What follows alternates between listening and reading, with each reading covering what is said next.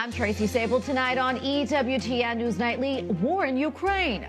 The Biden administration announces hundreds of new sanctions against Russia. We're at the White House. Protecting the country. On day 3 of a major gathering of conservatives, the focus turns to national security. A major draw. An artist left her job to work at a parish in Kansas City. See the results of her work. And a night to remember. One man's journey from addiction to recovery and why he credits his newfound happiness to Blessed Michael McGivney. These stories and more tonight. From EWTN, the Global Catholic Network, this is EWTN News Nightly. Thank you for being with us on the Feast of St. Polycarp. Our top story tonight, President Joe Biden says if Russian President Vladimir Putin does not pay the price for his death and destruction, then he will keep going. Biden's warning comes on the eve of the second anniversary of the invasion of Ukraine. Now the U.S. is unveiling new sanctions on Russia. White House correspondent Owen Jensen reports. Owen.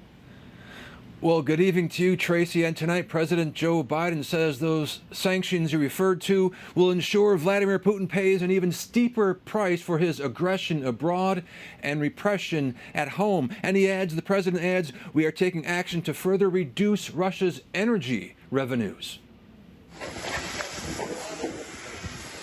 In Ukraine, firefighters battling flames, 3 people killed in what authorities say was a Russian attack in Odessa. That's why I'm announcing more than 500 new sanctions. And at the White House today, while welcoming the nation's governors, President Joe Biden lays out the new punishment on Russia.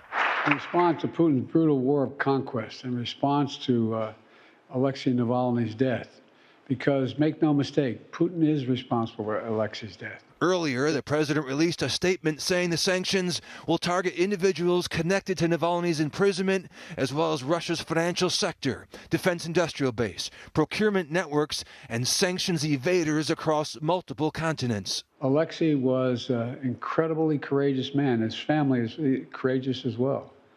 I assured them his legacy will continue to live around the world, and we in the United States are going to continue to ensure that Putin pays the price for his aggression abroad and repression at home. And the U.S. State Department is sanctioning 3 Russian officials the U.S. says are connected to Navalny's death. Vladimir Putin saw it necessary to persecute, poison, and imprison one man.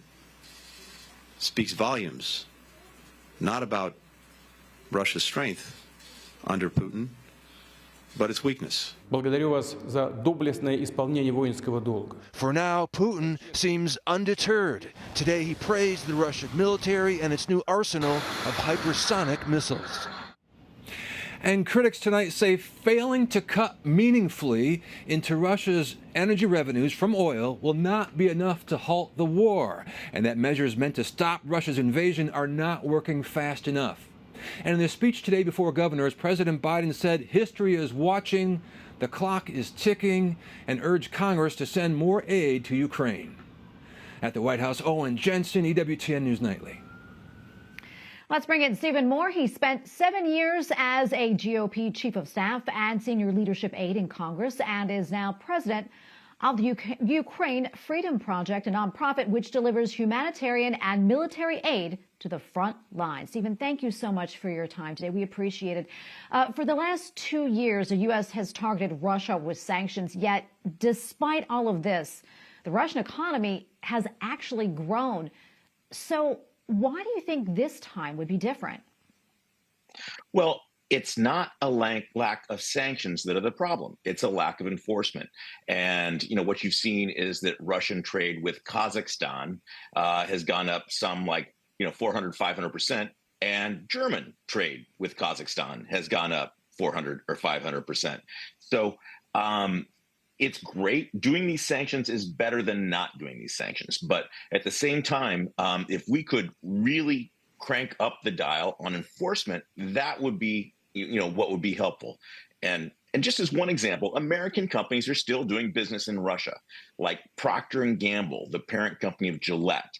The biggest Gillette razor manufacturing facility in the world is in St. Petersburg. So there's a lot of people that are still helping the Russian economy. Besides sanctions, anything else you think the U.S. should do in this case? Yeah, it would be nice to see some more weapons come to Ukraine. I get messages from my friends at the front. I've been to the front a dozen times. I live in Kyiv. I've been in Ukraine since day 5 of the war.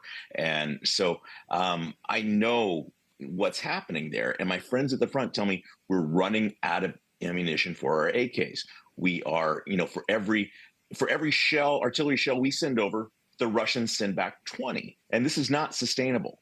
So as Congress, works in their district and not on the floor of the House, there's Ukrainians dying. And, if Putin pushes through these lines and takes Ukraine, then the world does not become more stable. The world becomes very unstable because the next one in line is Poland, Finland, Latvia, and all these countries know it because they're the ones dumping so much of their GDP into Ukraine. So, but if American leadership evaporates with Ukraine, then the war becomes really, really ugly.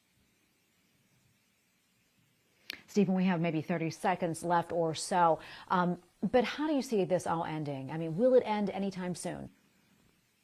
Well, what I found is that when you give the Ukrainians the weapons they need, they win. Because in the first year of the war, Biden was, pumping weapons in there. The Ukrainians were taking them. They took back all but 17% of their territory. They've destroyed like 5,500 Russian tanks. There's more, like 20 times as many Russians have died in Ukraine over 2 years as Soviets died in Afghanistan over 10 years. So the losses are massive on the Russian side. And if we could just keep the Ukrainians supplied with weapons, they will do the work. They will win. Well, Stephen, thank you so much for your insights. We really appreciate it. Thank you. Great to be with you. Senate Majority Leader Chuck Schumer is in Ukraine to mark the 2-year anniversary of the start of the war. He and 4 other Democratic senators are part of a congressional delegation. The trip also comes after the Senate passed a $60 billion aid package for Ukraine. Senator Schumer says that he hopes this shows Ukraine America stands with them and to NATO. The U.S. is not deserting Europe. The U.S. House has yet to consider the measure. Lawmakers return to Capitol Hill next week. Now to the war in the Middle East. In the past 24 hours, Israeli strikes have killed 100 Palestinians. The offensive comes as the head of Hamas was in Egypt discussing a possible ceasefire and exchange of hostages.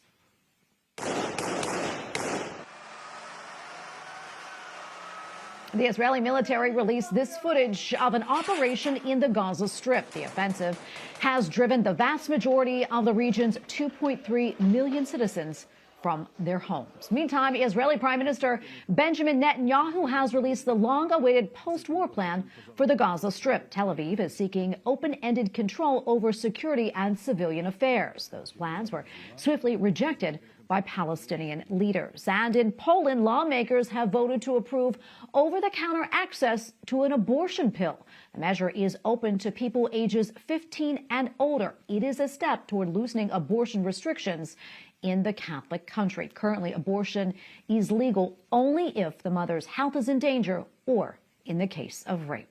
Back here in the United States, it is day 3 of the Conservative Political Action Conference outside of our nation's capital. Items on the agenda include the push against transgender rights and voting fraud. Many conservatives also warn about security threats to the United States from foreign adversaries and what could be done about them. Capitol Hill correspondent Eric Rosales is at CPAC and has that story. Good evening, Tracy. Most of the people I've talked with here at CPAC believe that the United States is at great risk by foreign adversaries. They say it's only a matter of time.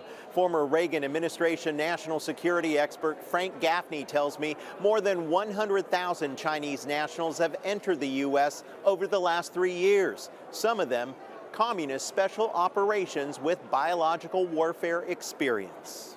They may well be able to execute on what we've been told is the mission of the Chinese People's Liberation Army biological warfare program. which is depopulating the United States. Death and destruction. Depopulating the United States so that it can be colonized by China. Some say Frank Gaffney is a conspiracy theorist. Last fall, thousands of vials of biological substances, including some labeled HIV and a freezer-marked Ebola, were found inside of a secret Chinese-owned biolab in Central California. A House report found the owner, who faces federal charges, had ties to the Chinese military. Author Gordon Chang tells me packs of single Chinese men, some with links to the military, are crossing the border. Chinese migrants who were in the U.S. for less than 3 weeks, who had come across the border with no money, no identification, and they were taking target practice with pistols and rifles. We also know of at least one instance where Chinese migrants have been engaged in an act of sabotage. This is serious. A number of intelligence officials are saying a 9/11, another one, could happen very soon. No, it will. It will. I mean, it is absolutely inevitable. You know, if you allow people into your country who don't have your best interests at heart, if you have no control over it, bad stuff will happen. And it's just madness. A complete madness. I mean, frankly, Trump should win the election on that issue alone. Conservatives blame President Biden's open-door border policies for allowing terrorists into the country. While on Capitol Hill, Democrats blame Republicans and Donald Trump. But our Republican colleagues are not serious about doing anything about the challenges at the border because they've been ordered by Donald Trump to walk away from solving the problem in a common sense fashion. The lawmakers I've talked with here at CPAC tell me that more needs to be done to protect against terrorist attacks, starting with tightening the southern border, something President Biden is now considering with executive orders, including restricting asylum claims. Former President Donald Trump will address CPAC tomorrow and most likely will address this issue as well. In Maryland at the CPAC conference, Eric Rosales, EWTN News Nightly. And we have a lot more still to come here on EWTN News Nightly, including Palmetto State primary, a report from South Carolina ahead of tomorrow's crucial GOP contest.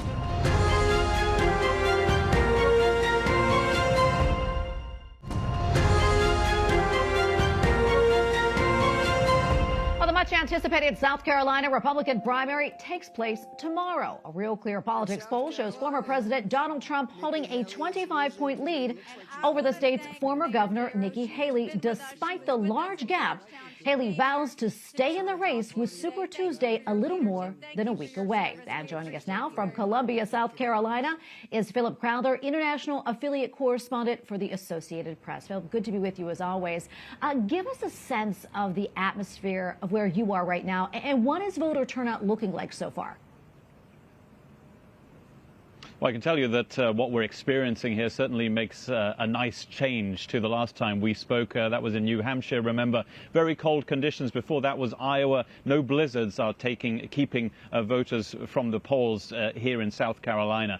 Voting will actually begin this Saturday at 7 a.m. local time, finishes at 7 p.m. And in fact, quite a few of those votes are already in. There was early voting here in this Republican primary this year, with 139,000 votes already cast at least. This is an open primary, by the way. Now, what that means is that pretty much every registered voter in this state can vote in the Republican primary. They don't have to be registered as Republicans. What this means is that only those 4% of the population of South Carolina who voted in the Democratic primary, they will not be allowed to vote here. Now, that opens up that possibility that Democrats, those who maybe will vote for Joe Biden eventually in the presidential election, might move to the other Republican side and give their point of view in the Republican primary here in South Carolina. Well, Philip, what are Trump and Haley saying to voters? What messages are they trying to get out? Well, look, Nikki Haley, the former governor of South Carolina, she was governor here for 6 years. She's been crisscrossing her home state over the last 3 weeks between the last truly contested primary in New Hampshire and this one here in South Carolina. She's been on her Beast of the Southeast bus tour of her home state. Now, she's, of course, calling for everybody in this state That might include Democrats as well. She hasn't said so openly to vote for her, despite the polls not looking all too great for her. She's been campaigning in her home state, and Donald Trump, the former president, of course, has been campaigning here as well. He is at a rally right now. We expect him here in the capital, Columbia, later today as well. But let's go back to Nikki Haley, the former governor of South Carolina. Here's some of what she said here in her home state just a short while ago. I will promise you the same thing I promised you when you elected me governor twice before. I will spend every single day proving to you that you made a good decision. God bless you. Thank you. Let's get out the vote. Thank you so much.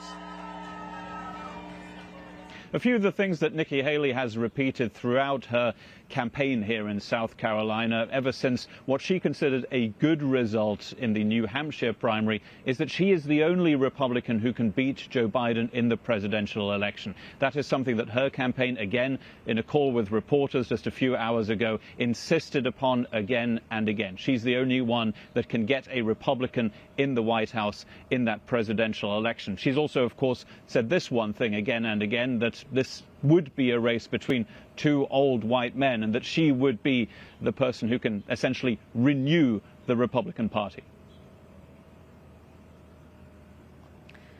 Philip, what issues do you think are motivating voters in this primary? There has really been much speculation that the recent Alabama Supreme Court decision ruling that frozen embryos created through in vitro fertilization, well, they can be legally considered unborn children.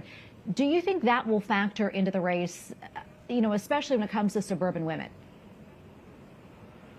Well, it's a headline that came surprisingly into this primary here in South Carolina, but I don't think it will be a considerable factor. Why? Because the two candidates have already essentially given their points of view on this, and that includes former President Donald Trump on a Truth Social post on his social media channel. He said in the last hour that he is for in vitro fertilization treatment. He is for IVF and is against that Alabama Supreme Court ruling. That is not necessarily Nikki Haley's point of view. Hers is not particularly clear.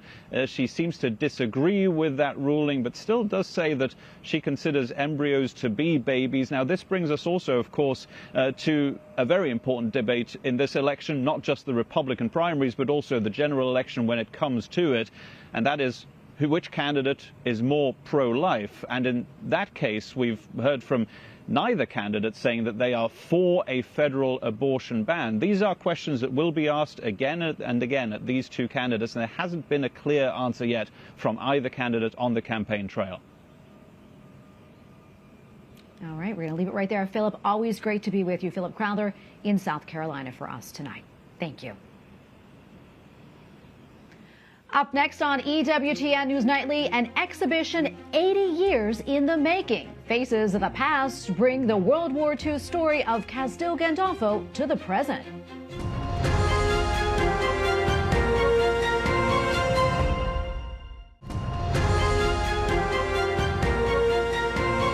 Welcome back. The Castel Gandolfo is known as the summer residence of the Pope. It was also the site of a tragic attack as part of World War II in February 1944. Our EWTN Vatican Bureau has more.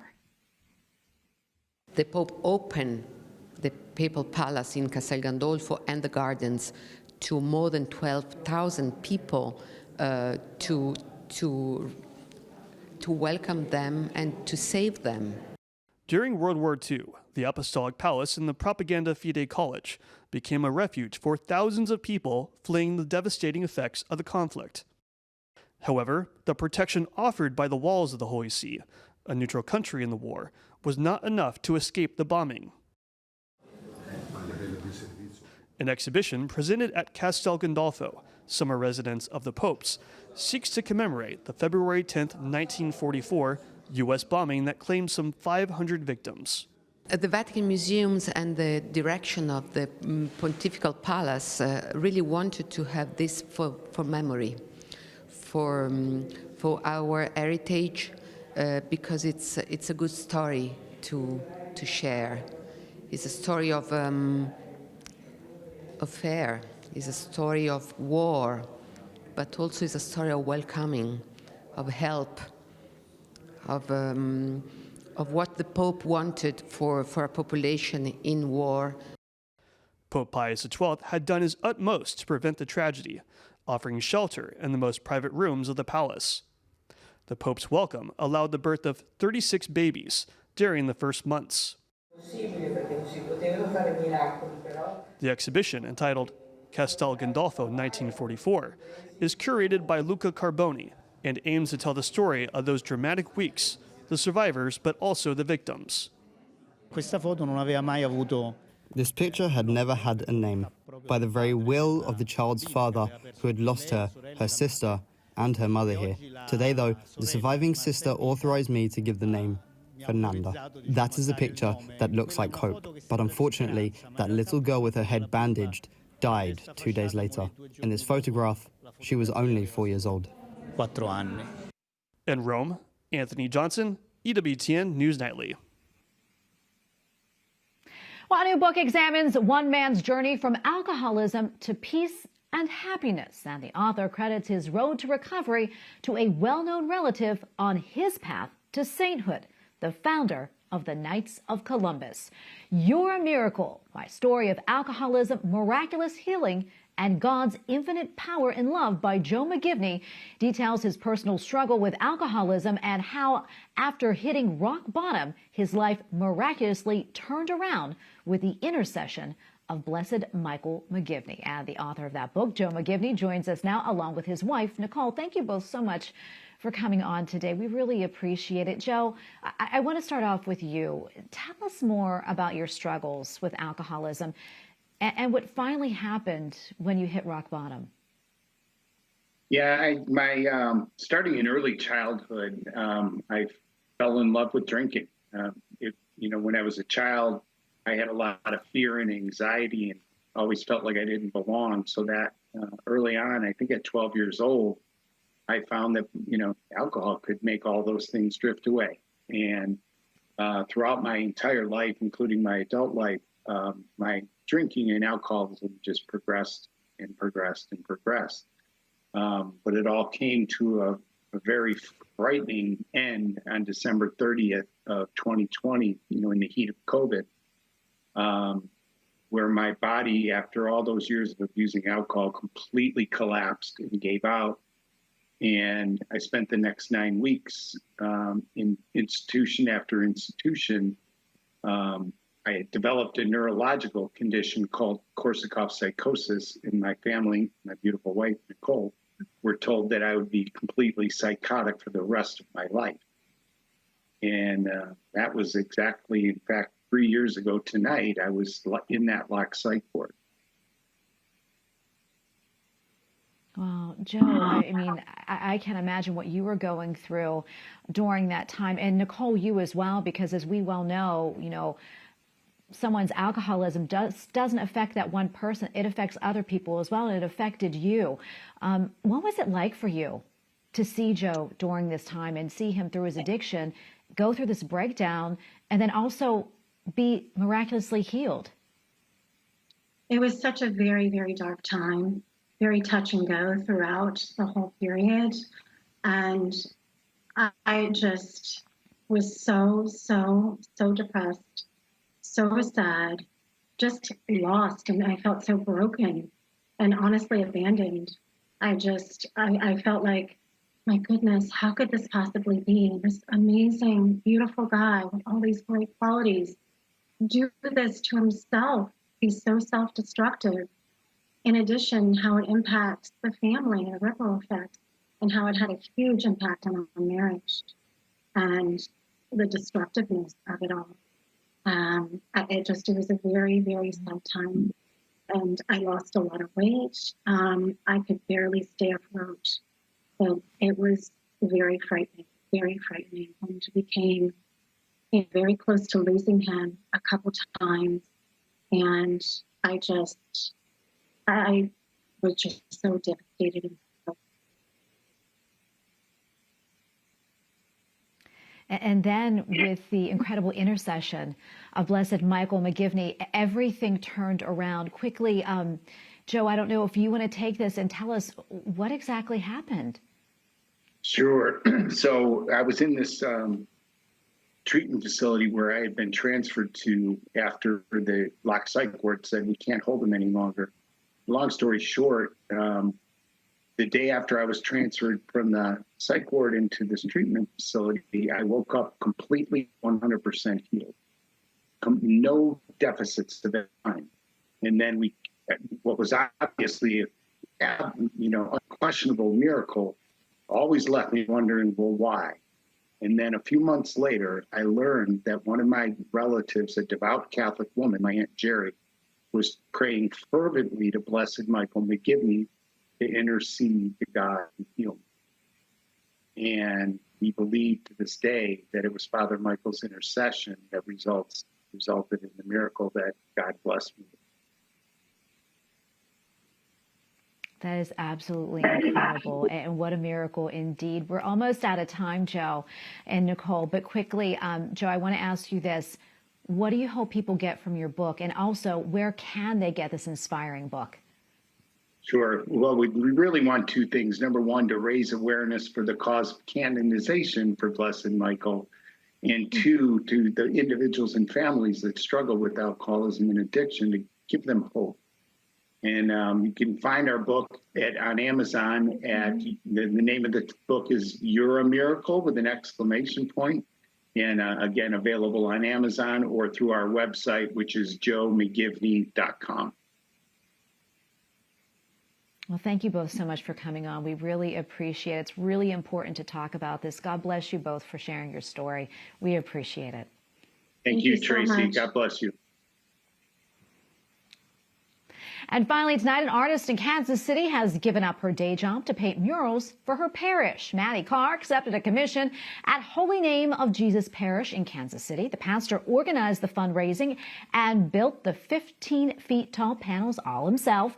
She has done paintings of the descent of the Holy Spirit and the presentation of Jesus. Carr says that art in our churches often can lead people to a higher level of spirituality indeed. And we thank you for watching tonight. Remember, you can follow us on social media, Facebook, X, and Instagram at EWTN News Nightly. I'm Tracy Sabol. Good night and God bless.